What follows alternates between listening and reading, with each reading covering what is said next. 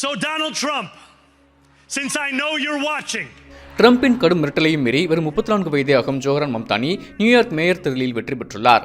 இதன் மூலம் அந்நகரத்தின் முதல் முஸ்லீம் மேயர் என்ற பெருமையையும் அவர் பெற்றுள்ளார். இந்திய வம்சாவளியைச் சேர்ந்த ஜோஹ்ரான் மம்தானி தனது 7 வயதில் உகாண்டாவில் இருந்து அமெரிக்காவின் நியூயார்க் நகரத்திற்கு குடியேறியாக இடம்பெயர்ந்தவர். சிறு வயதிலிருந்தே அரசியலில் ஈடுபாடு கொண்ட மம்தானி தனது கல்லூரி காலத்தில் பாலத்தீனத்திற்காக குரல் கொடுத்தவர். நியூயார்க் நகரத்தில் ஒரு அரசியல் எழுச்சியை ஏற்படுத்தும் நோக்கில் கடுமையாக போராடினார். இந்நிலையில் பெரிதும் அறியப்படாத குறைந்த அரசியல் அனுபவம் மட்டுமே கொண்ட ஜோஹ்ரான் மம்தானி ஜனநாயக கட்சியின் வேட்பாளராக களமிறங்கி நியூயார்க் நகரத்தின் முதல் முஸ்லீம் மேயராக தேர்ந்தெடுக்கப்பட்டுள்ளார்.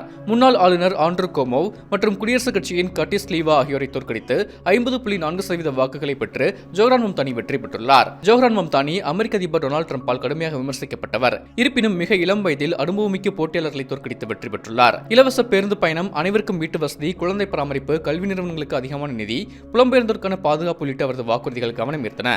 மேலும் பணக்காரர்கள் மீது அதிகமாக வரி விதித்து அந்த பணத்தின் மூலம் சமூக நல திட்டங்களை செயல்படுத்துவர் என்றும் அறிவித்திருந்தார். ஒரு குடியேறியாக வந்து அமெரிக்காவின் மிகப்பெரிய நகரத்தின் மேயராக வெற்றி பெற்றுள்ள மம்தானி நியூயார்க் நகரத்தின் எதிர்காலம் நம் கையில் உள்ளது என்றும் நாம் ஒரு அரசியல் வம்சத்தை வீழ்த்திவிட்டோம் என்றும் தனது வெற்றி உரையில் குறிப்பிட்டுள்ளார்.